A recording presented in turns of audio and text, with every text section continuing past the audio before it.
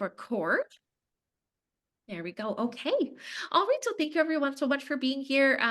Without further ado, I'm going to hand it over to Ben and just introduce our panelists today. So Ben Perry, as I said, he's a stage 4 pancreatic cancer patient, and he led our talk last week. He's a really great advocate for patients and is always sort of communicating and helping out. So we're really lucky to have him here this week. So thank you so much, Ben. And then I'm going to hand it over to him. We also have John Magill, Gary Gorman, and Heather Kroger here today that are going to be speaking about their journey with cancer. So yeah, there we go. Ben, I will give it over to you. Hi, everyone. As she said, Ben, Dartmouth, Nova Scotia, stage 4 survivor at still, November of 21. We were diagnosed, I guess started in October of 21, diagnosed with pancreatic cancer, quickly changed from operable to inoperable. And so November of 21, we were told we were not eligible for surgery anymore. So went on gemcitabine for 8 rounds of it, and we ended up fortunate enough to shrink the lesions on my liver and had the Whipple surgery in June of 22, and went back on chemo, florfluoronox for 5 rounds, and ended up still NED, and so a little over 2 years or so, which is great for us. And in our panel today, we have this young fella, John Magill, 27 years old, and as he says, in Canadian age, but he's converts back to 68 when he talks about being Canadian. And we also have Heather. She at 25, but converts back to being 66 for the American fans. And then Gary, who's 29, then converts back to 73. Back to the Americans. And we're all at different stages as we go through this. So we're going to start off with John. John was my first in this panel today. My first, I guess we'll call him friend. I remember saying to John that I said, you're my friend. And he said, really, my friend? And I said, of course. I said, everybody in here who is, pancreatic cancer patients and friendly, and we're all going through the same journey. So I said, yep, John, you're my friend. And so we'll start with John can introduce himself, then we'll move on to Heather, then Gary. John, you're on. Okay, thank you, Ben. And as always, Aaron, thank you for organizing this stuff. So just a brief, there's perputed that my age is different numbers. So we're going to go with good numbers. But in the meantime, I was diagnosed stage 4 back on June the 9th of 2023. And as Ben was talking about himself, and as Aaron mentioned, everybody's at a different stage of this cancer. I was not eligible for any kind of surgery or radiation. My particular case, the metastases went right into my liver. I had multiple mass tumors. I also had a spreading of the, in the lungs, they don't call them tumors, they call them nodules, but I have those. And I also had, at that time, last June, 2023, diagnosed with at least one pulmonary embolism. So that put me in a class of chemo and medication. For example, I had to go on apixaban, which is a blood anticoagulant. And I went on, as most of you people might have, pretty sure most people go through this, FOLFIRINOX, which is a combination of 3 drugs, being oxaliplatin, irinotecan, and 5-FU. And the 5-FU is, of course, that lovely one where you take it home for 3 days. And that one is also combined with leucovorin. So that's what I was on for about 2 to 3 treatments. And then at that point, my oncologist deemed that we might be able, I had really good results my first 3 months.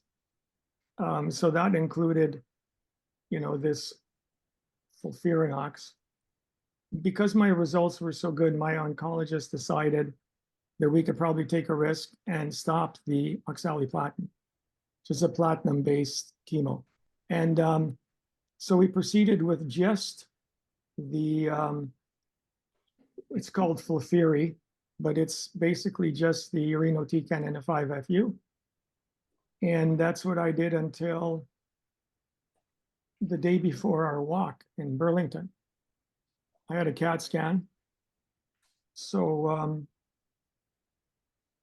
December 2nd was that. December 3rd was the walk. Sorry, I'm negotiating water here. So that later that week, it was deemed from CAT scan images that I was no longer being helped by the two combo. And so there was discussion started about my what's next. And what happened was I was first going to be going on gemcitabine Abraxane, which is largely thought of as the proper wording, the second treatment that you would get along this journey. But I met a doctor at Princess Margaret called Dr. Malcolm Moore. And so he's both a researcher and also a practicing oncologist. And he runs a lot of their trials at Princess Margaret. It was his opinion, along with my oncologist down here in St. Catharines, and another doctor at Princess Margaret, that I would be best served by going to I'm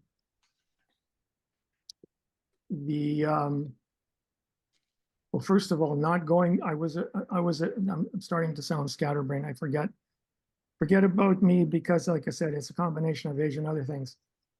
There was 3 things going on in that late December. I was going to be referred to a trial, a phase 2. That's one. Number 2, I was going to go on the standard gemcitabine Abraxane. But then that's when these 2 doctors from Princess Margaret stepped in and said, no, because I have a BRCA mutation, then I think Dr. Moore specifically said, I think you'd be better served by going on gemcitabine and cisplatin, not Abraxane. So that's what happened. All of that happened in 2 weeks. I was making appointments at Princess Margaret for blood work. There was appointments back at St. Catharines for blood. It was crazy, crazy time. And so I ended up starting the gemcitabine and the cisplatin, but in spite of historical statistics, I ended up not being served very well at all by that combination of chemo. So I think it was maybe 4 treatments, that's it, where my St. Catharines oncologist decided, you know what, we're going to stop this. It's not helping you. Your CT scan is not good. Your CA19, like, there was multiple objective reasons. So that's kind of what happened. Was my oncologist, February the 14th, basically said sayonara, and decided that they're going to pass me off to the palliative doctors at St. Catharines Hospital, where I had been getting chemo. Well, nobody told me this until after the fact, but I was then accepted for another trial at Princess Margaret, and it was a phase 1, and I was looking forward to that as much as you can look forward to drugs that are coming off of lab, rats and lab mice. But lo and behold, what do I get? My body decides to crater, tank my platelet count to the point where I was then excluded last week from the phase 1 trial. So I've had no treatment for 7 weeks. And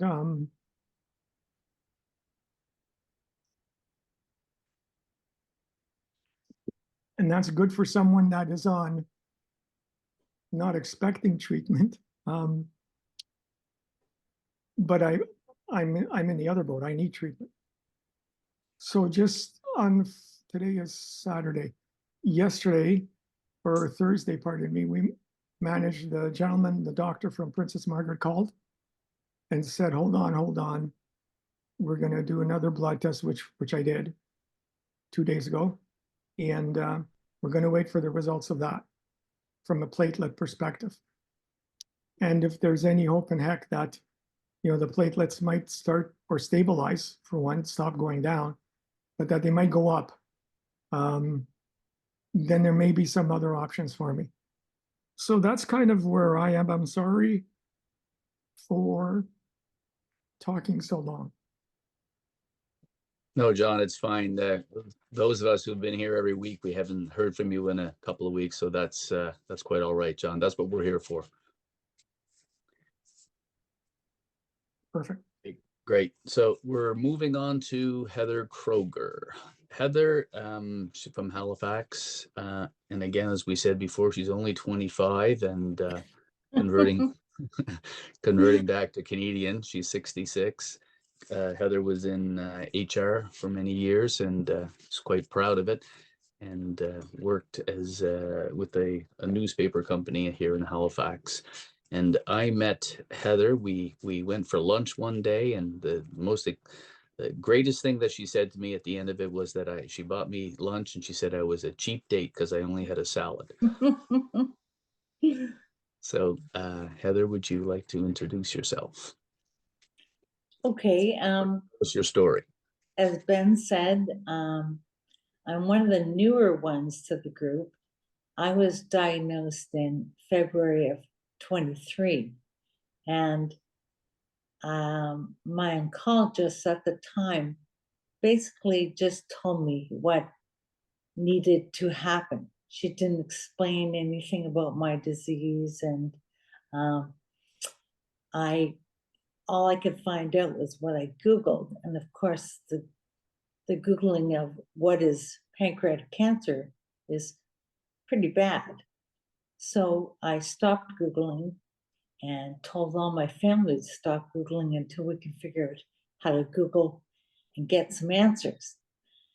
But so my oncologist said that they weren't really into stages, because when they did a biopsy, the biopsy was too small, and they couldn't give a stage at that time.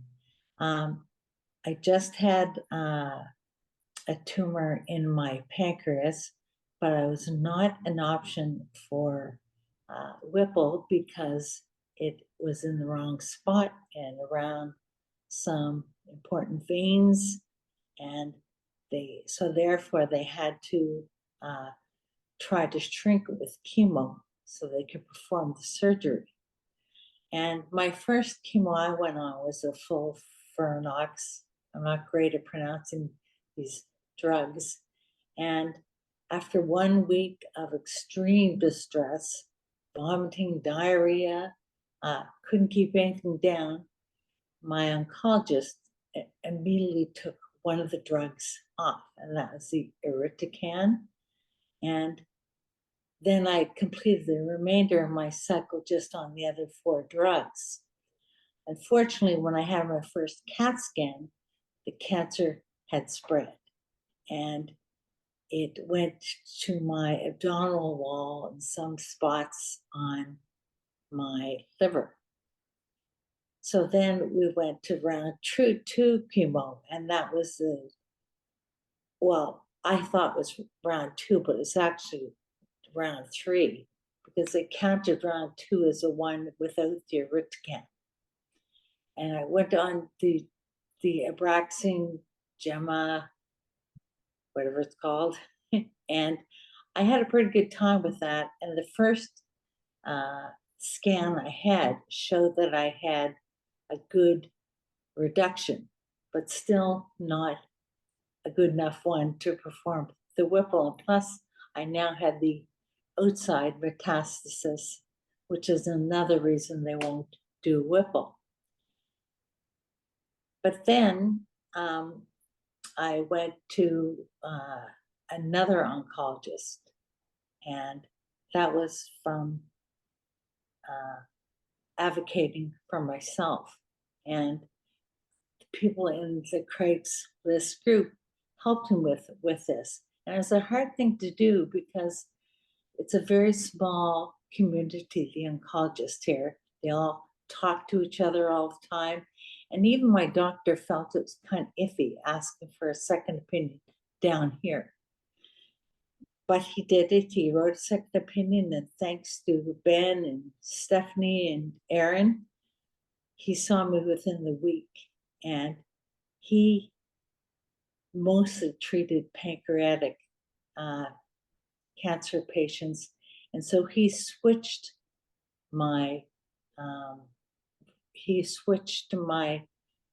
chemo treatments, and he's even going to go back to the first one again because he felt that that wasn't introduced. They shouldn't have taken me off the Ritucan after 1 week. They can reduce the dosage and then bring it up. Also, a lot of people have problems with the Abraxane gem or whatever it is, and the way his method is to do it every 2 weeks instead of 3 weeks on, 1 week off, which was good for me because when I was on the 3 weeks with the other oncologist, what happened was after each chemo, my blood count would go down so low that they couldn't perform chemo the next week. And so this way I missed weeks then. And this way with my new oncologist, I was able to do it every 2 weeks. And thankfully, I have very few symptoms. And so that's, I guess, where I am for now. Ben, did I forget anything? I can't hear you. By the way, Heather and I both, no, you're good, Heather. We both have the same oncologist, and I was on 1 week, off a week. And for the gemcitabine, for me, the gemcitabine was easy to take. I keep saying it was a walk in the park until Karen tells me, no, you were very tired, but I wasn't as sick. But when I got onto the fluflorinox, it was really, it took a good toll on me. Many days I had to convince myself to get up to go do something and then people would say, you don't need to do that today, but I want to do it today. I didn't want to be shut down. So, all right. So moving on to our American friend, Gary, who is just 73. He's not 29, converting back to Canadian. He's just 73. Gary he wears a wonderful suit in New York City it's a blue suit. And he walks around with a pistol on his belt for many years. Now he's retired. And yeah, and off we go, Gary. Okay, I'm going to try to make this short and sweet. But I throw humor. I know this is not a laughing subject, but it helps me cope.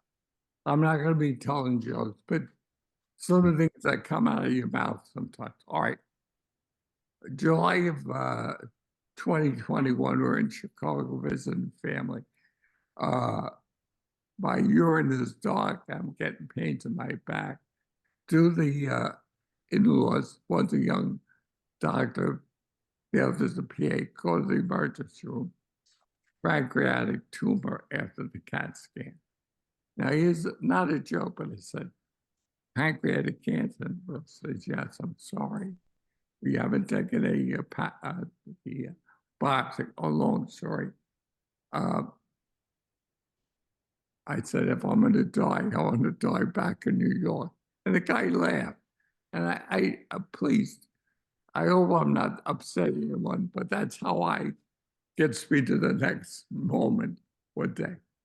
Come back to New York, go to Sloan Kettering, stage 3, but there's complications. So instead of a week, I stay almost 4 weeks.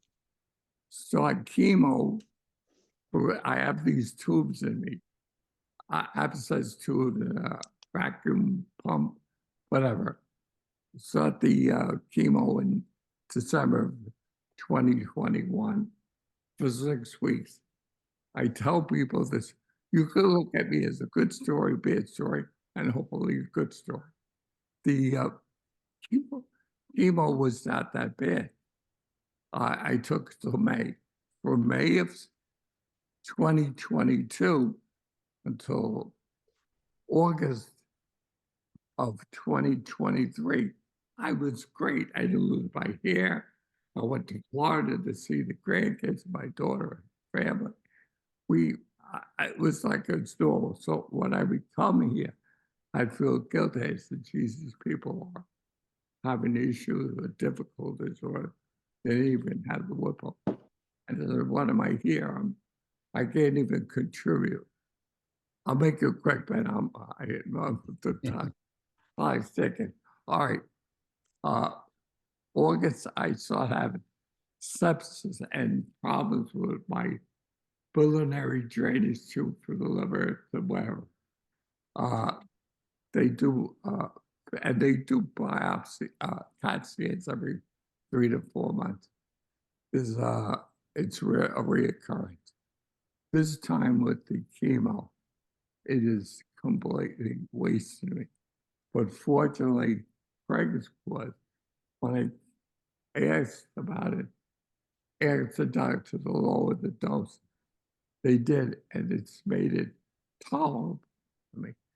And that's why I want to be able to keep on going, see my family, talk with my family, see you guys, watch TV, tell stupid jokes, and continue on that path.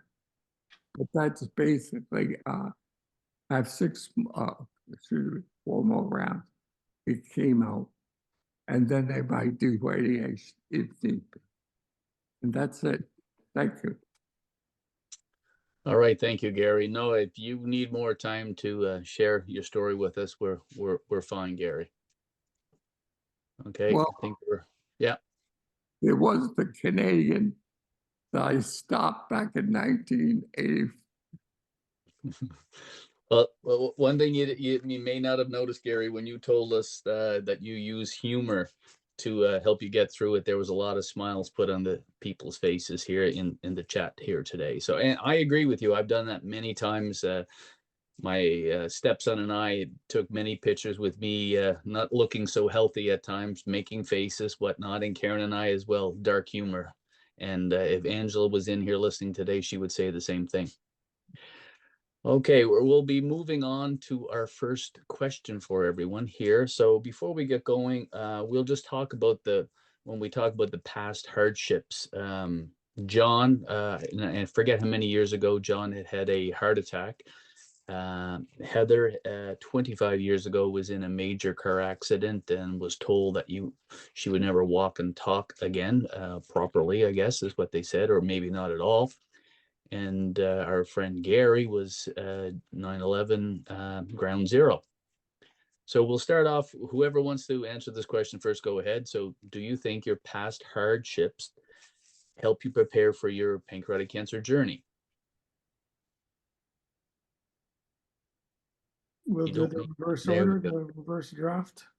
Yeah. If that's the case, then Gary gets to go first. All right, I'll make it quick. Like I had said before, humor.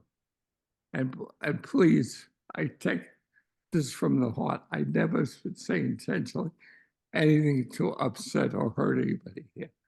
But sometimes humor it's a good thing. There's one other thing I want to put out that has helped with anything when somebody on the group or Ben or Aaron or Chloe or whoever, Steve, I take it as gospel, but I always run everything past my doctor.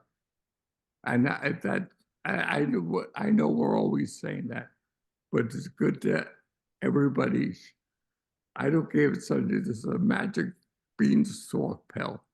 Don't take it unless your health professional gives him or her, gives it the boss.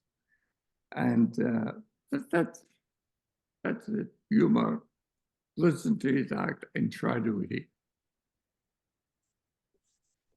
All right, John, seeing that you were speaking last, do you want to go on, answer that first question? Do you think the past hardships help you prepare for your pancreatic cancer journey? Well, if we're going to change the order, I'm going to renegotiate my contract here. Okay, that's not a problem. Okay. There's Gary's humor involved. Fair enough. So the question, my past hardships helped. I would say no. It didn't prepare me for anything close to what the cancer journey has been. My two previous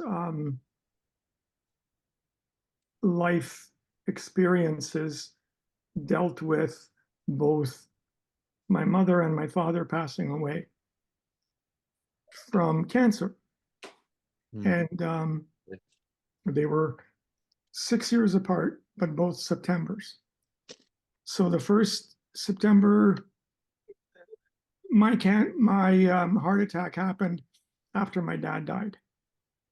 And I did really well in the rehab to the point where they said, I had scar death, scar death. Oh my God. I had tissue death in my heart, but I was able to, what do you call that? The blood pumping volume of your heart.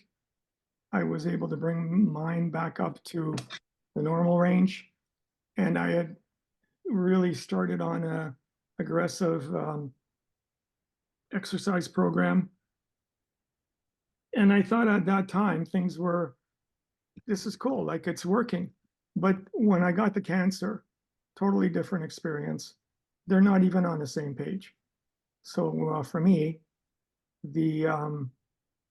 even though I went through that in 2009, it's my life experiences would previously challenges would not match up to what I have been going through for the last 9 months.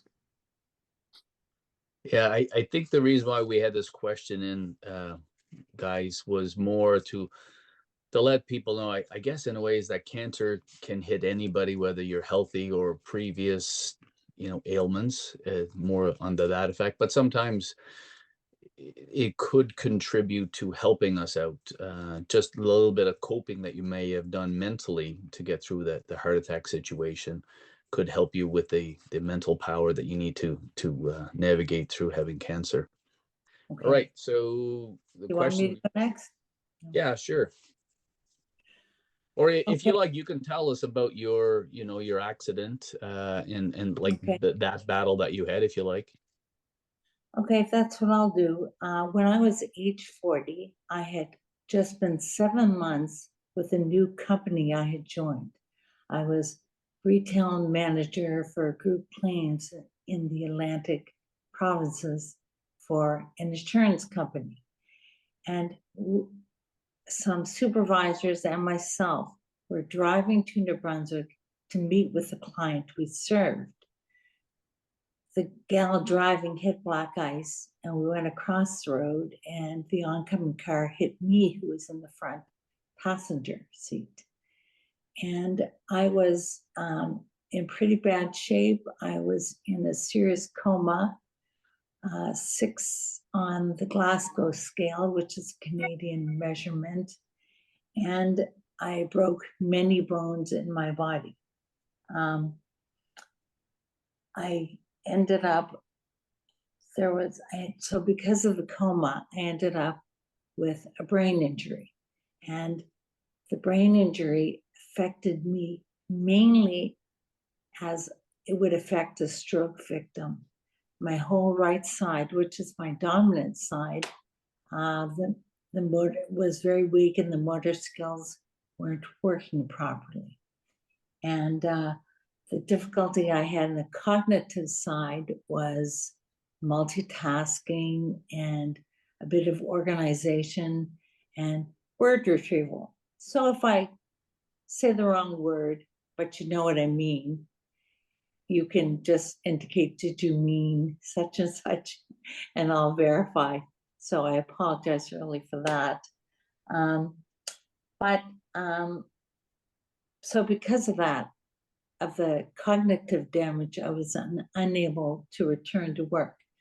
But I was determined that I would get back everything I couldn't do. And while I was in the hospital for 4.5 months, I worked on cognitive skills. I worked on walking. I had to learn to walk, and I had to relearn how to talk. Most people could not understand me when I talked. I was all garbled and blurry and when I walked, they had to put a harness on me and walk me similar like a dog, you know, would you take dog for a walk, so that they could pull me back and catch me if I stumble. So I have a very large family who are all great supports, and they'd come into the hospital, and the first thing when they got in there, I'd say, walk me, walk me. And so I then started, I didn't even know that I had a brain injury. I thought I was in the bed because I had 4 breaks of the pelvis, breaks all kinds of places, and I thought I was recovering from that. And about 2 months in, I said, why am I on the brain injury for? And because I feel fine. And they said, because the brain controls everything that you do, your movements and so forth. And from your symptoms, we've determined where the brain injury is, and you have to try to relearn your skills, which is great with a brain injury because they say that you can retrain your brain to do almost anything. So I worked my hardest. I read every book on every book on a person who has survived brain injury, and every therapy they mentioned, I would try. Some were good, some were not so good. I stayed in speech therapy for probably 4 or 5 years. I was in physiotherapy for about 10. And it was about 10 years before I finally started to feel similar to my old self. And I learned a lot of things from that hardship I went through. The first thing I learned was that everyone who loves you is more afraid of and feels devastated by your accident, and they have difficulty talking to you. They want to help, and whereas I didn't feel so bad for myself. I was concentrating too much on getting back everything I lost.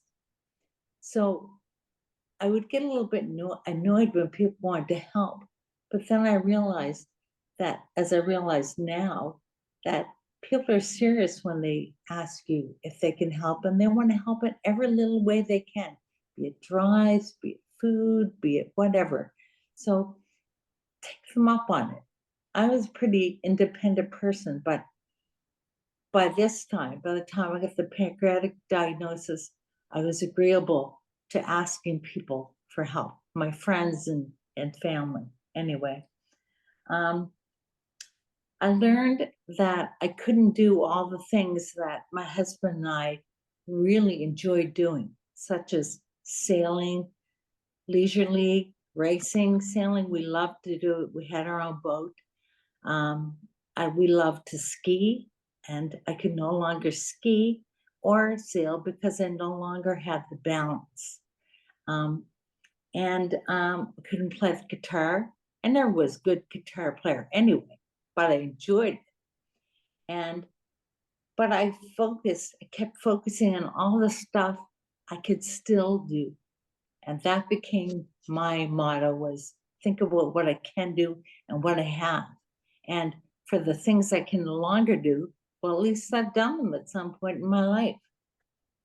So the other thing I think those are the main things that I learned from that accident. Well, Heather, I can jump in here and just share with people what Heather had said when she was trying to switch her oncologist at one point, and she went to her new oncologist, and he was full, and he said, I can't take you, and and then he eventually changed his mind, said, okay, I'll take you. And I had asked Heather, why do you think that? Or maybe you just shared it in the group one night, and she said, I think it's when I told him how much of a fighter I was with this, this previous accident, and how I battled through it. And, this is why he took me on, because I'm a fighter. So, and I have a question for you, and it relates back to Gary's. Gary talks about his humor. So when you were asking the people to take you for a walk, were you giving them the little puppy dog eyes? I was smiling and giving them puppy dog eyes, you're right.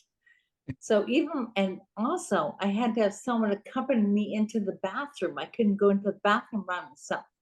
So I ended up, my dad, my brothers, whoever was in, everybody had helped me in there. And that was very hard to take. But to me, it was better than having someone I didn't know come in for some reason.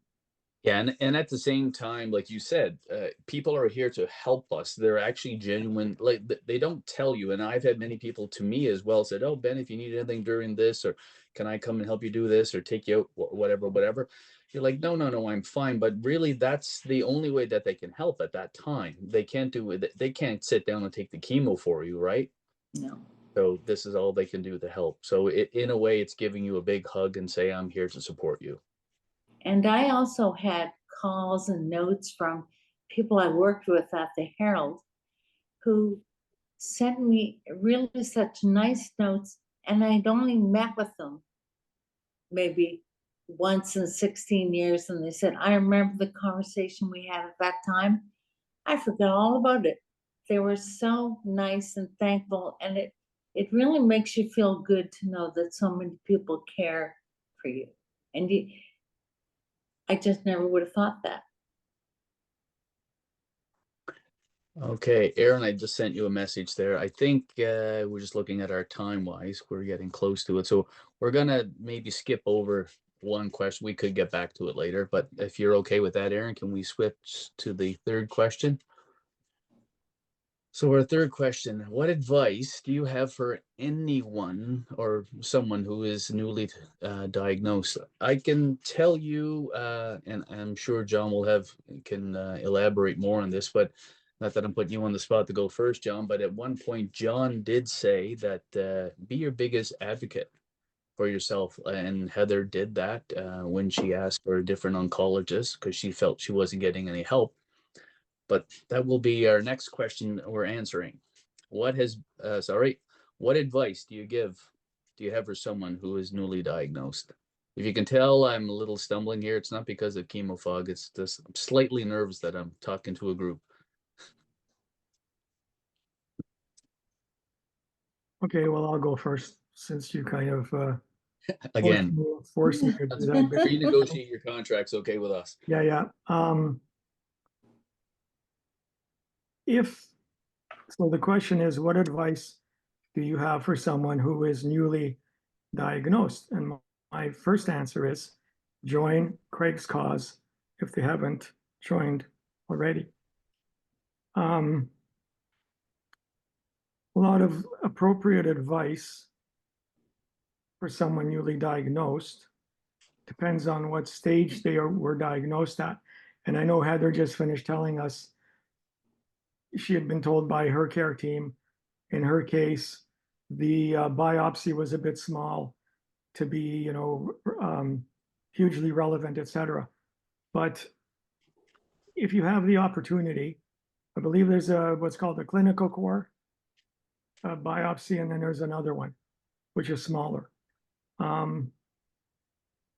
So I would say that my advice leans towards increasing your network connection of people who understand what you're going through. And this Craig's Cause group certainly does that. They understand. And I think from there, we've said this all along, when you join these Monday night calls, sometimes you don't even feel like it. Because, for example, my attitude was, well, if I have nothing good to offer, why, good news about me is what I mean. Why would I go on and make everybody else miserable? But that's not really how this group works. So that's the answer to the question from my perspective. Well, John, I'm gonna follow that up for you, as well as when John first came in and he would be talking and talking and sharing and asking questions and asking questions. And then probably 2 months down the road, someone else came on and asked a question, and John was the first one to pipe in. So John, again, we and I have said it many times, that's what we're here for. That's what our group is for. So we appreciate you joining, regardless of how you're contributing the way you need to contribute for yourself. You're listening, you're learning, and you're sharing with other people. So we really appreciate that. So Gary, Heather, next on the spot, if you want to, it's up to you. I'll go. My advice would be to be positive that you will survive. None of us knows when we'll die. Nothing is promised. You could walk across the street and get hit by a car. So try to find something good in every day that you do, or every day that you're alive. And I know that's hard to do on some days, but try to keep busy as well, because the more time you sit at home, the more time you have to think about your situation. And also, as John said, join this group. This group has been the most helpful to me. I don't know if I mentioned it previously, but I went on a number of online support groups, and I found them more depressing than helpful, because every day is about people who had lost patients in the last moments. And I find it so different to be on this group where everyone's helping people with advice or supporting people when they feel badly. So I think that's it. All right, thank you, Heather. Thank you, John, as well. Gary, if you're up for answering that. I'll make it quick, which is never quick. I'm fortunate I'm in the New York area. Sloan Kettering has oncologists, doctors up the yin yang. But if you're in smaller communities, I know that could be a problem. But try to get the doctors, the MD that is the best. And I know most of you know how to do that. But it's hard to, hey, do you know a good pancreatic cancer doctor that you normally don't for? You try to get the best one in your area. And the other thing, if you do research, Heather brought it up, it's the other Ben and John, don't become a Google doctor. Yeah. Become a YouTube mechanic or a fixer-upper, but not a Google or YouTube doctor. And that's it. All right, thank you, Gary. Yeah, there's I had something. one more thing, Ben. Okay, go ahead, Heather. The one thing that I think is it's a personal choice, but I feel this carries over from my work, from my accident. Try to, when I'm home, I wear my sweats and my comfy t-shirts. But when I go out in the streets, I try to dress a little bit better, and I wear my wig, which I normally don't wear when I'm talking to this group or at home relaxing or with family members. I do that mostly because when I go out without my hair, then the first thing they see is cancer patient, and they feel sad for you. And I don't want conversations to be all about that, because that's not me, all about my diagnosis. So that's the only thing I might add. So that's why I put on my hair today. I normally don't have it on. Well, and I don't know if they make a wig for Gary and I with stubble hair, you know, because I take off my hat. So, like, do they make a brush cut, not a brush cut, like a military cut wig that you can put on? You look like you were in the military. But when I do go out, I wear my purple hats for Which you've made for us too. and I wear these hats. Yeah, the Cancer Sucks hats. I just wanted to say something here about our group. And I remember, and I see someone's daughter sitting there on the front page. And it's not because you're sitting there, but our friend Carol. And Carol said one time, and it'll like when people have a little quote, like I will never forget these quotes that people have said. And Carol said, you know, at my age, a lot of my friends around me are dying because they're in their 80s, and you know, and I don't have as many friends. And when she said that, I consider you all my friends. And as I look at the screen here and I see all these reoccurring faces, and I totally agree, you know, with that comment, that statement, that quote. It was wonderful. So, and I believe that a lot of us in this group are saying the same thing right now. They look through the screen, they see all these people here, and they know most of their names, and they're saying the same thing. This is my friend. I met up with Blaine. I met up with Heather. My plans to meeting up again. Maybe Blaine's not in here at the moment, but I'd love to take Heather for a drive and go meet up with Blaine someday in the near future to sit down. A 2-hour ride to Antigonish to have a coffee would be wonderful. I love that. So as we move it on, we're going to skip a bunch. We're going to go to, and I'm hoping Aaron's on the same page. One more there. That is it. What is something you wish you knew at the beginning of your journey?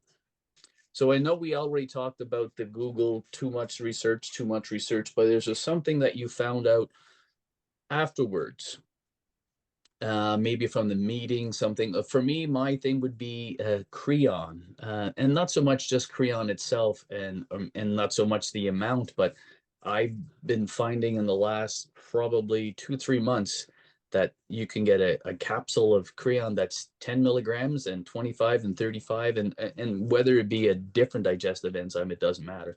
But like just with toast, I'll take a 10 milligram one, and it works. If I don't take it, I do have issues, and we all know those issues. Sorry, and that's whether you have the Whipple surgery or not. Whipple surgery, yes, but those of us who need the Creon to help digest our food when we have pancreatic issues, that would be my advice, or not advice, something that I wish I knew prior to all this. John's been starting off early. Let's hit Gary because I see the paper in front of him and he has the questions, answers ready to go. Okay. I get a little religious too. That's quite all right, Gary. I'm not pushing him. The one thing I wish I would have been of the journey, I forgot God. I was running all over the place. I didn't forget my family or my friends, but my God wasn't in the equation. So that's one thing I wish I'd done for the get-go. Crawls into church, threw myself, and said, help me. But the other thing was how many people have bad reactions to the different types of chemo? When I first had it, no problem. This time, different story, maybe with the substance I had tried. But anyway, and the other thing that people that have the Whipple, I know 2 of us in the group, or maybe 3, they became diabetics. So that's something they tell you, but sometimes they don't press it. It's a little side issue. And last thing, when you have good days and you have pancreatic cancer, I don't practice while I preach all the time, but go out and enjoy the day to the fullest, please. That's it. All right, thank you, Gary. Let's go with Heather next. John's been, we're gonna let him think about his for a little bit more. Well, mine is something I forgot to say from the last question, which I think is important. For those of you who don't know it, the Cancer Society in each province is such a big help. They will loan you a wig, and they have hundreds to choose from for as long as you want. And they also do a free makeup thing where they give you a bunch of makeup and show you how to draw on those eyebrows that you've lost through chemo. And both sessions are very helpful. And you go in there and they have hats and they have blankets that people have knit for you. So check them out. And the biggest thing I would tell somebody else too is ask questions. If you don't know the answer and the first answer you get is not understandable because of all the medical speak or whatever, ask again. And if they can't help you, then look for someone that can. That's my biggest things, I think. Well, ahead, before we go to John, Heather, I think we might have ruined the surprise to our other Nova Scotia friend, but let's just pretend they didn't hear it because I just noticed that they logged on there late. Anyway, we'll go off to John. John, do you have a? Yeah, so I got about 3 or 4 things. I would say that, and this has been said by many people, hope for the best, but be prepared for the worst. Yes. For most pancreatic patients, speed bumps will rear their ugly heads somewhere along the journey. And that's what we're all finding, is that we were talking about this. We have good times. It could be weeks, it could be months if you're lucky. And then we have other times. Also keep your guard up with your care team. In fact, I would say politely challenge them. I just found this out in the last couple of weeks that in Ontario, I don't know if it's the same in Alberta, Saskatchewan, Quebec, or Halifax, but in Ontario, my pancreatic oncologist basically came out and said, well, you know what, in Ontario, I'm the doctor, you're the patient, what I say goes. And it was almost said in that kind of terseness. And so that really got the hair up on my back. And it's given me a new energy bolt. I wasn't going to go and sue my doctor, but I'm at the point where I use the word complaint. So I think we don't want to ever think, marriage starts out good and then we have speed bumps. So we don't usually think about speed bumps.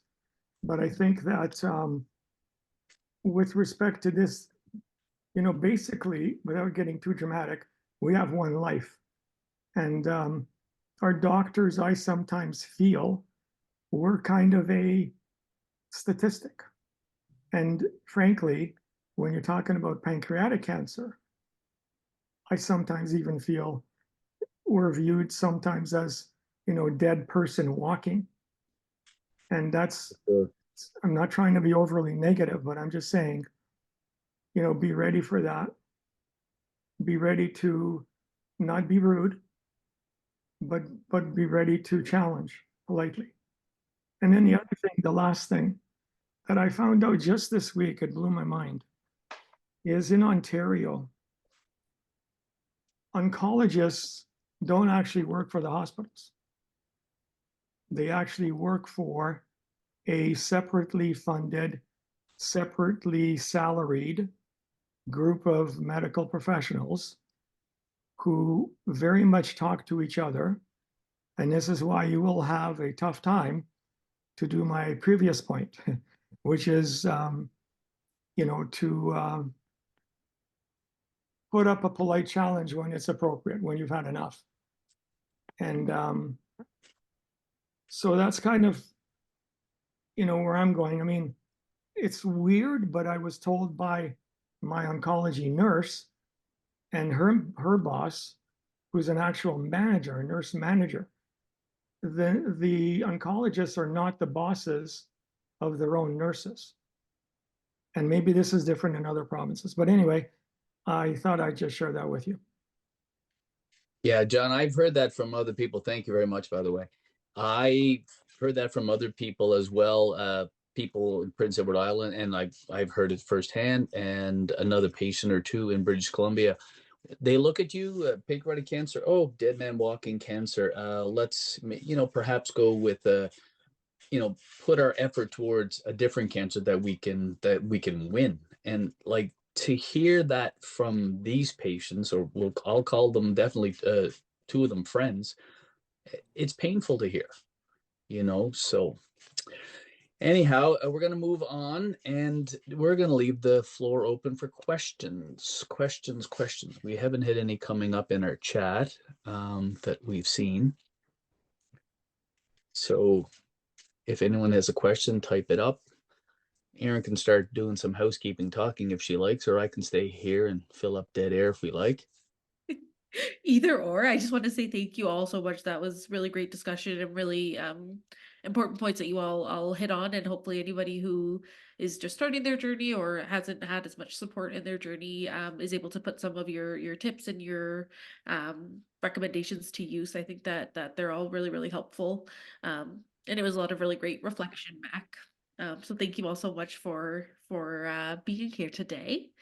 Like Ben said, if there are any questions, feel free to type them in the chat or unmute yourself. Yeah, I know it was our inaugural meeting, or however we want to call it, meeting, interview. I think well, Aaron can fill in the idea of these. We're going to do them perhaps once a month, have different patients on, but I think we want to turn them into a podcast, just a mini podcast for other people to hear them, and just get out and spread the word, of maybe of the group, but also, that there's support. Hello, Rick. Just that there's support for people out there. And there's a lot of people. I know when Karen and I first started this, we started looking for a place. Actually, we started off looking for a place. We were raising money. We wanted to know where to donate, and we didn't know where to go. And in essence, that's how Stephanie founded this group. There was people giving money when her dad had passed away from pancreatic cancer, and there was no place to give that to. So she opened this, and I would say the people who come out Monday nights, it's made a great difference to them. So I appreciate everyone coming in here today. And Aaron, thank you very much for hosting this, and John, Heather, and Gary, thank you very much for giving us your kind words and your wisdom and your humor. Definitely. And there actually were a few questions that came up. Karen had just said, I just want to thank you all so much for being so vulnerable and telling your stories. I hope you realize how valuable it is for others to hear your perspectives as an individual dealing with pancreatic cancer. It's your bravery that will bring much needed comfort to other patients, as well as awareness to the public, which is needed to raise funds and increase pancreatic cancer research. I wish you all the very best in your journey. Thanks so much, Karen. That's so nice and very well put. And ditto from me. Um, Rick just said, sorry, I'm late, Susan. Orem said, for those of you who don't know, my mom, Carol Orem, was a member of this group and thought very highly of you all and felt you were all a wonderful source of support and resources. Oh, that's so nice. We all really miss Carol, Susan, and I'm sure you miss her a ton, and hope you're doing okay. And I'm so glad you're able to make it today. Yes, Um, Susan. oh, sorry. Oh, sorry. No, I just said yes. Thank you, Susan. Yeah. And then Sarah Jenkins said, how do you go about changing oncologists in Ontario? So in Ontario, you are in Canada, you are, it's one of your patient rights to get a second opinion. So if you want to see another oncologist, you would just go to your family doctor. If you don't have a family doctor, you can go to like urgent care or a walk-in clinic and just say that you want a referral to a different oncologist. And then your family doctor should be able to help you out with that. Again, it is your right as a Canadian to get that done. I'm not exactly sure how it works in America, Sarah. I know you're Canadian, but yeah, that's Juliana said, good sharing indeed. Thank you for those people who will be going, or sorry, who will be going to pancreas surgery. Do you share with them the truth about what to expect after surgery, such as having tubes, feeling weak, etc.? Are you wanting us to answer that? Yeah, yeah, sorry if Oh, anyone would like to. yeah. So after surgery, I guess in it's just John or Gary and I. Yes. I think it was just um it's surgery. Like we all know that there's something that's going to happen. I did look at the surgery prior to it. I watched a YouTube video. It wasn't live, but it didn't matter. So I knew what was to be expected, and I knew what was after. I do remember lying in bed more than once, thinking that tomorrow is going to be better than today. Unfortunately, Saturday, the surgery was Thursday. Friday, I was thinking that. Saturday was probably worse than the day before because they had weaned me off the drug I was on. So I didn't have much drugs on board, and it was a very tough day. But again, then Saturday I was thinking that tomorrow was not going to be like today. It's going to be better, so I just kept looking forward to it. And tubes and stuff, there's other surgeries that we have that, you're intubated, or if I don't know if you want to call it intubated, but you're lots of tubes coming out of you for many more days than what we had. Some people have complications with the Whipple surgery. For myself, I was fortunate. I was in and out. The doctor said if the paperwork was ready, I could have been out in 5 days, but I was out in six days. Walked around many kilometers in the hospital, getting up at 4:30 in the morning and knowing that you need to have a bowel movement before they want to release you. You need to get moving. You need to get moving. And my wife Karen was in there many times, and she was walking really, really slow with me one day, holding my hand, and I had the walker. And I said, just so you know, when I'm walking by myself, I go much faster than this, because I wanted to get out of there. Like the last place for me at the time during the COVID, I don't want to be in the hospital when I'm, recovering. There could be potential chance of catching that. So getting up at 4:30 in the morning, and the nurse's station, when you're walking by them, they're looking at you like, what are you doing up? I want to get out of here. So I don't know if that answers your question, but and at one point I do remember there was a couple of songs, and I tell quite often. One of them was we just listened to it the other day, and I was thinking about having it playing in the background, the fight song that there's a lot of fight left in me, and I listened to that many times when I was in the hospital. The other one was I was lying down and I wasn't feeling great, but I set a goal in my mind to get to our lake, and I kept thinking of this song that said, "There's a beach somewhere with an umbrella and a chair." And all I was thinking was getting to the lake with a coffee in my hand and under the shade of an umbrella and bug spray on, and and recovering. So yeah. That's really great, Ben. I think that that's really, really important what you said, and yeah, just being realistic too about what to expect with the surgery, doing your research, and knowing that it is an intense surgery and that it is invasive, but that it also is a potential cure for pancreatic cancer. My situation, I guess people would say I was a super responder to the chemo, but for me, I did change my diet, and I really took out the food that was causing me inflammation, and I will stand behind it. I will always stand behind it. So I was able to help my body fight as well as the chemo and standard of care. And when we went back in to see the surgeon after the lesions had disappeared on my liver, and she said to me, she said, Ben, I'll be honest with you, I honestly never, ever expected to see you in my office again. And she had said that her and three other surgeons sat down, and I didn't realize at the time until later that's the surgeon board when they look at each case to see who is a good candidate. And they came up with, yes, this guy, we can give him surgery now. So I was lucky that everything shrank the way it needed to. And yeah, there are positive stories out there, and like you say, Aaron, we definitely know of people who are on the low side of the percentage, but there has to be people that are well past that 10, 13%, and I've always looked at it, and my wife as well. And actually, my family member said it many times. If anybody's going to beat this, it's going to be you. So you stay positive. Like I said before, we know that positive thinking can help us in other parts of our life, and if we stay negative, then we just set our body up for failure.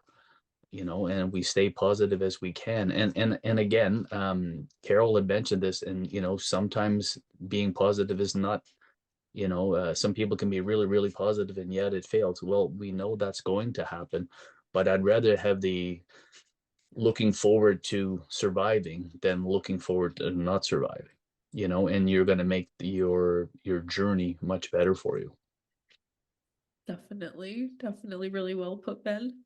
I just would like to add to that, and this is my experience from this last, well, it started about February 14th. So this is March 30th. But I'm at the point where I'm pitting one oncologist from one hospital against another oncologist at another hospital. And that's slightly combative. It turns out that my oncologist that has been looking after me down here in St. Catharines, she was trained by the gentleman that is working out of Princess Margaret.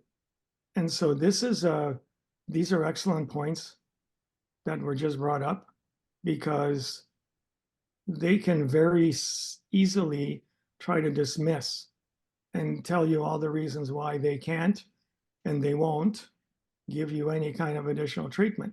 Well, this is a standard of care. These are the rules in Ontario, and I'm not going to risk my medical license, on a, can we take, because I use the words, can we think outside of the box a little bit? Well, no, we're not going to do that. So you really gotta become creative so I'm seeing my general practitioner. I'm hoping to continue to talk with this oncologist in Princess Margaret in Toronto. And of course, I don't really want to see my other oncologist now anymore at all, but we'll see what happens. But that's why it was a very important question. You really got to be prepared for speed bumps. It's not going to be smooth. And you got to almost come out with, well, let's see what rifle and what, I'm not a gun person. All I'm saying is what rifle we have, what artillery do we have to battle this new objection now. So. Yeah, definitely. Those are really, really good points, John, too. It's, yeah, you just got to sort of stand up for yourself and not take no for an answer, and make sure that you're, getting the best care for yourself for sure. With my, Sorry, Heather. with my first oncologist, shortly after we started talking, I asked her about clinical trials and said, when are you supposed to get them and so forth, and how do you get them? And I was virtually told that, well, you don't really want them because you have to go live in Toronto or you have to go live somewhere else. And I said, well, I'd be willing to do that in some cases. How do I find out about them, and when do you typically start them? And she led me to believe that you did it when everything ran out.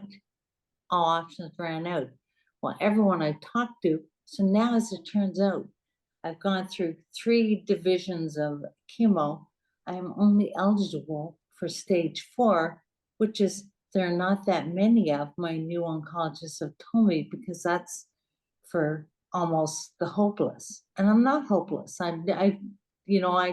don't have it nearly as badly or as invasive as some other people do, but apparently that's all I'm eligible for. So I should have pushed harder then to find out. But these are things you learn, as Dawn and I think it was Teresa said, that you have to ask questions, and if you're not confident with the answers, you have to go to someone else. Definitely. And even if you are confident with the answers, like, it never hurts to get that reassurance confirmation, right? That's why I find Craig's group so important, because we get to rehash all of these subjects with them. Totally. Yeah. Really good point, Heather. Yeah, we at Craig's Cause we recommend that patients find out what clinical trials they're eligible before they get any treatment. Just because once you get a treatment, it might make you ineligible for the clinical trial. If you know sort of what clinical trials you're eligible for before you go into it, then you know all of your options right off the bat, and you can make an informed decision that way. So really important. Sarah said here, Craig's Cause is such a valuable resource. I'm so thankful I found you. I can't believe my oncologist is not aware of Craig's Cause. Thank you so much, Sarah. We're so glad that you found us too, and glad that you joined the Monday night groups. And we're spreading that word around of Craig's Cause and just trying to get the word out so that we can help all patients. Sylvia said, what's the best diet for cancer? I don't know if any of you would like to take it away on that. I believe that Ben would be a huge knowledgeable input on this, but from my perspective, it's really individual. You can go out on any day after this call's over and you can find out about, well, you should avoid sugars, you should avoid, this, that, and the other. But in fact, what you maybe want to do is take a blood-based food sensitivity, which is different than food allergy, very different things.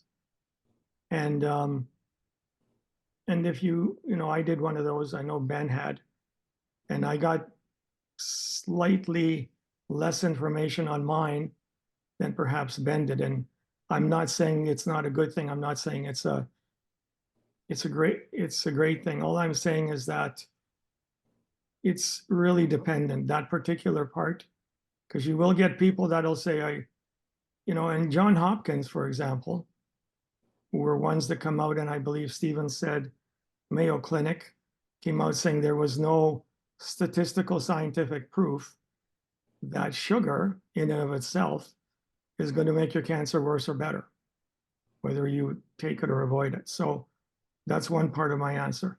The other one, if you don't mind me deviating a little bit here, is with respect to the lady from Vancouver. I'm sorry, I forget your name. But Teresa. Thank you. With some excellent points you made, Teresa.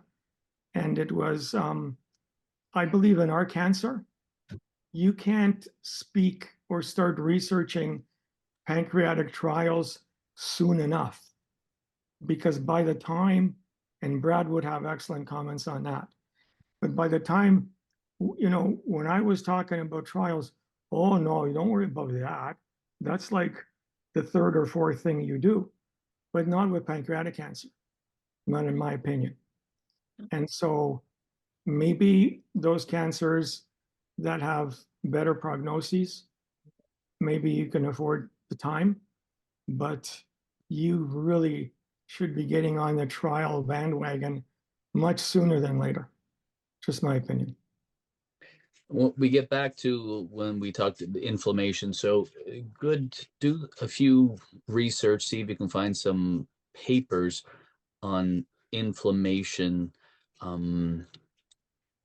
I guess like John had said, the blood test that I did and he did turn up for me. It made a difference right away. I felt better right away, and I'm still on it 2+ years later, and don't plan on changing it. Like, why would I? Like, I feel better without those foods in me.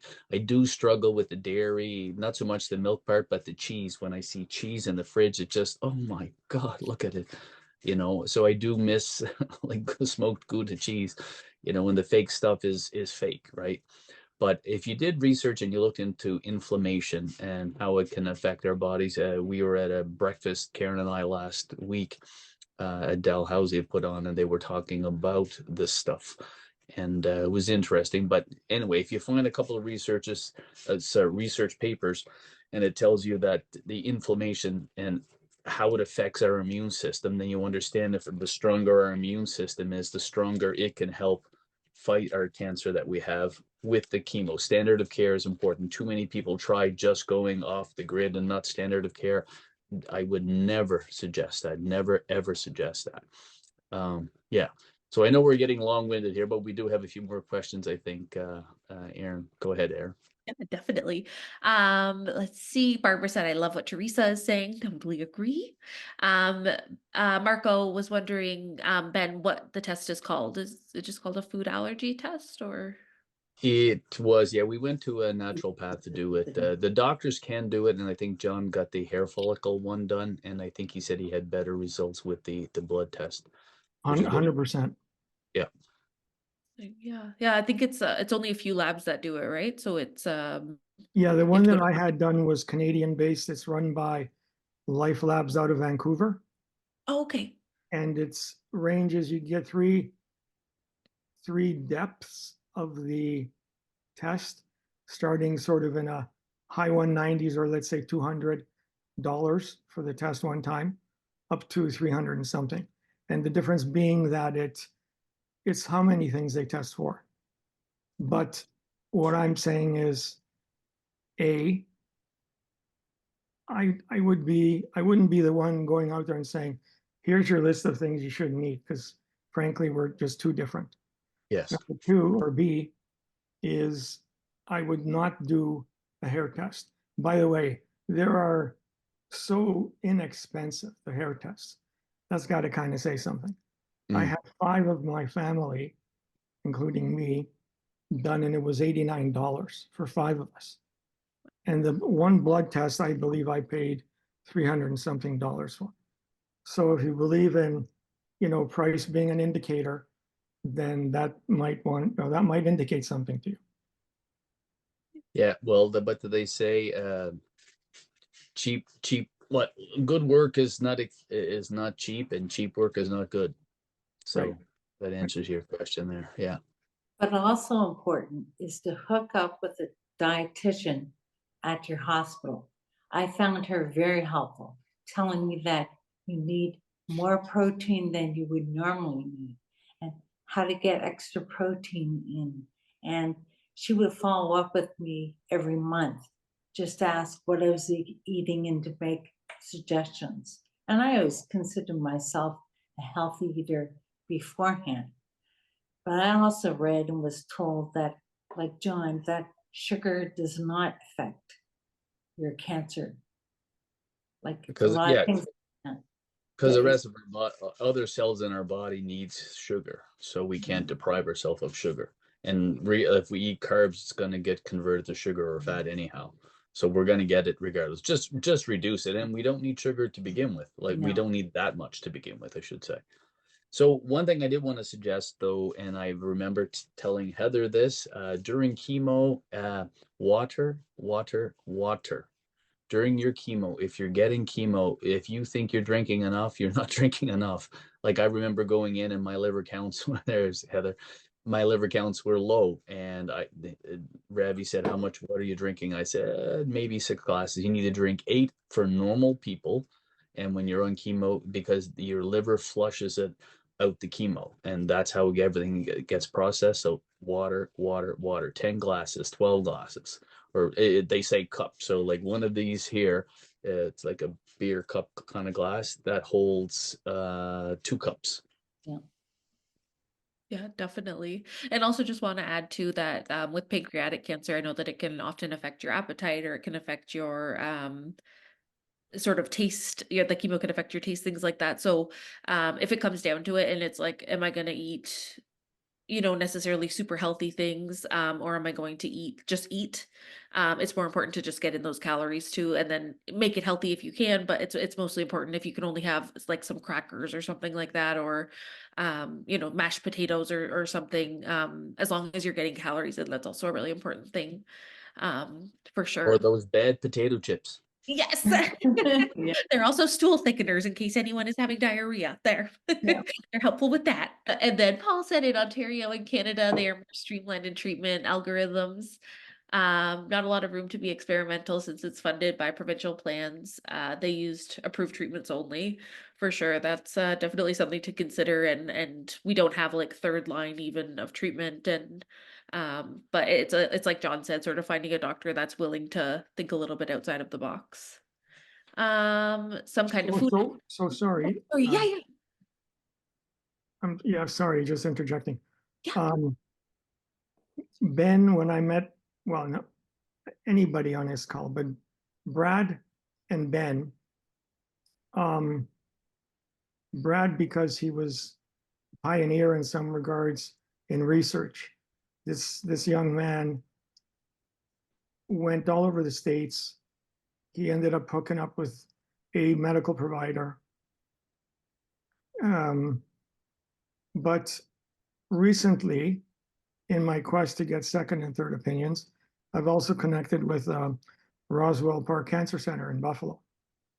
And so I'd met this oncologist, this is an actual oncologist, and I'd met with him last July and in person, and we're revisiting them. The call happened a few days ago. But the idea being that we're trying to do this, it's a bit of an oxymoron. We're trying to do this on a cheap and narrow using American health system.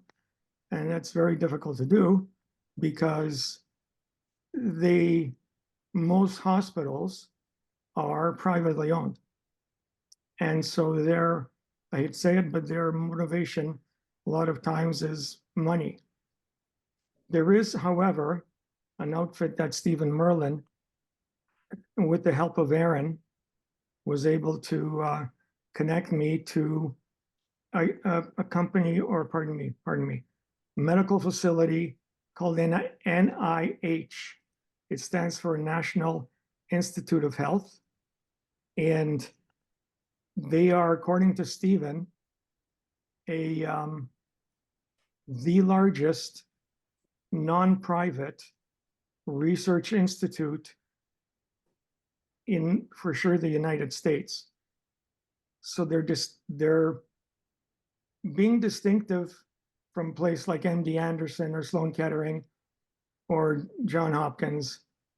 These folks literally will, if you qualify for one of their trials, and you can go on PanCan to do that, you can even go on Craig's Cause to do that.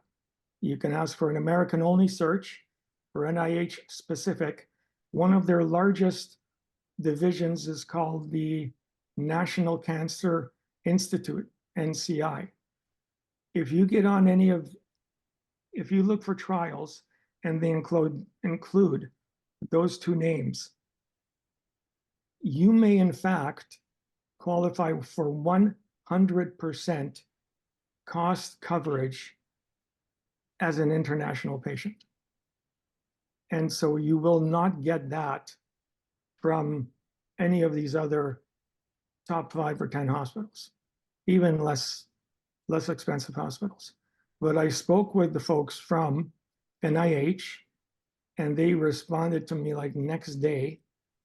And the reason they could do this is because they're the only outfit in the States that receives a federal fund of $45 billion. So this is how they can afford. And it's not just anybody, not everybody can get this. You do have to qualify. There are some criteria. But I thought I'd share that with you, that if you're looking for an American, and they have their results posted. They're some of the largest description of what a particular trial will include.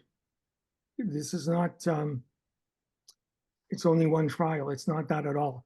When I checked last, there was about 6 or 7 trials. They are primarily located in Bethesda, Maryland, which today is not, unfortunately, as you know, about the bridge collapse. But in the meantime, just keep that in mind. NIH, National Cancer Institute, NCI. And it was funny because Ben worked there. I said, Jesus. Sorry, Ben. Stephen worked there. And his excitement for how I thought he was, the place was great. He he ended up going through his history of working there. And he said he was there working in 1891. And I thought, what the hell? Stephen, I don't believe you're 155 years old. You survived, pancreatic cancer, but not 155. So anyway, that's all I'm going to say. And I'm sorry, Aaron, for sticking my nose in. Oh my God, That's no, great no, information. absolutely. Yeah, that's fantastic. I was wondering what the sort of result of that was. So that's really great to know. And I'm sure everybody really appreciates that information. So thank you for sharing. Please don't be sorry. So outside of the very first consult, which you were out of pocket for plane and hotel if you have to stay overnight, if you qualify for the treatment, one of those qualifications includes there are no or not enough domestic trial applicants. Mhm. That's, as an example, that's one thing you have to pass.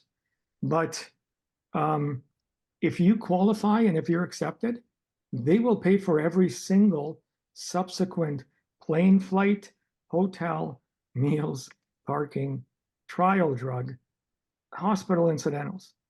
I don't know why Stephen mentioned this to us on Monday night a month ago. And I zoned in well, not right away, obviously, but Aaron helped me tremendously. So thank you, Aaron. Yeah, definitely. It's really good to know. It's amazing what they're doing out there and all of the trials that are up and coming, and things are picking up in that regard. And Ben mentioned Creon earlier. Is it by prescription only? How do you all use it? Creon is just one of the many enzymes that are available. So it's called PERT therapy, so pancreatic enzyme replacement therapy. There's lots of different brands. There's Biocase is another brand, Pancrelipase. My mind is forgetting the other ones, but those are some of the brands. So your doctor should be prescribing it to you, and you would use it. They're supposed to prescribe like a range. So they should take 1 to 7 with meals and snacks. And then you've sort of got to try to figure it out. So we recently came out with a PERT calculator. So you can put in the foods that you're eating and put in the dose of the PERT calculator, or sorry, the enzyme that you have. So if you had, say, Creon 10, you could put that in and it would tell you how many enzymes to take for that specific food that you're eating. So that it's less of a guessing game. Sometimes people are told just take 2 with meals and take 1 with snacks, but that's typically not enough. And it should be given to all patients with pancreatic cancer. The pancreatic cancer, even if you've not had a Whipple, it can still block certain things. The tumor can block certain things within your pancreas, and then you're not able to release those digestive juices. So that's why it's so important. If you are having symptoms, things like diarrhea, nausea, bloat, upset stomach, sort of things like that, then you would definitely want to talk to your doctor about it if they've not already prescribed it for you. And yeah, once you get the Whipple too, it's removed a lot of your pancreas. So that's why you would also need it after the Whipple for sure. And you also mentioned fiber, or an enzyme you can take, which is good for fats.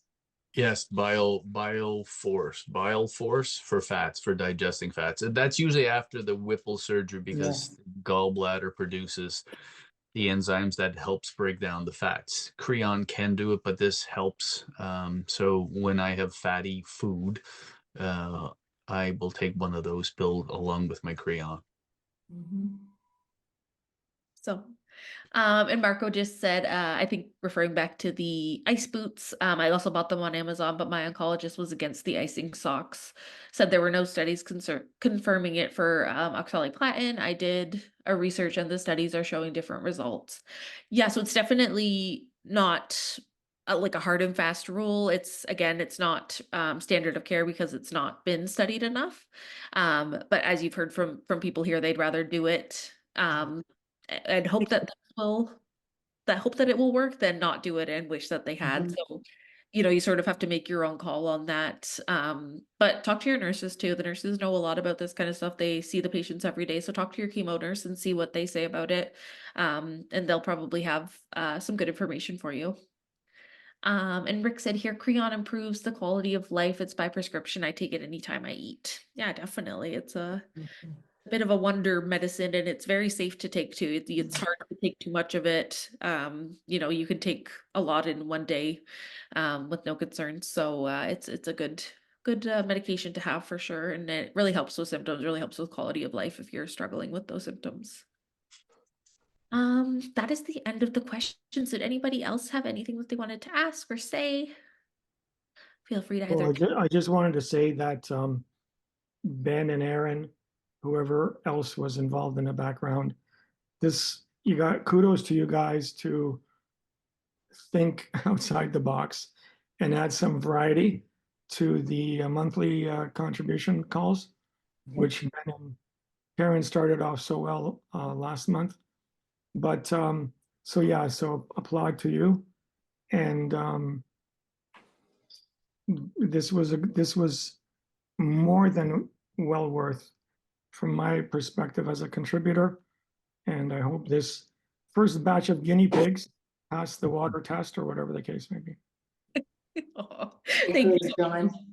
Yeah, thank you guys so much. We're so happy to do it. And I'm so grateful to you guys for speaking about your journey. I think it's so important to share that journey with other people. And the support group is one thing, but not everybody is comfortable coming out and turning on their camera and speaking, right? So it's another thing to have this type of forum too, where people can still interact with patients and hear patient stories. And yeah, I just thank you all so much for agreeing to participate. Thank you so much, Ben, for sort of leading the talk. It was really great. If anyone does have any questions that they think of for any of our speakers today, our panelists, just let me know and I am happy to pass them along. Our Monday night group, again, sorry, it's every Monday at 7 p.m. Eastern Standard Time. I'll be sending around an email this afternoon just as a reminder. If anyone would like to join, we'd love to have you there. I see lots of familiar faces here, which is so nice. And yeah, otherwise, if there is anything anyone needs, my email is erin@craigscause.ca. Thank you everyone so much for being here. I hope you have a wonderful rest of your weekend and a great Easter if you celebrate, and hope to see you Monday.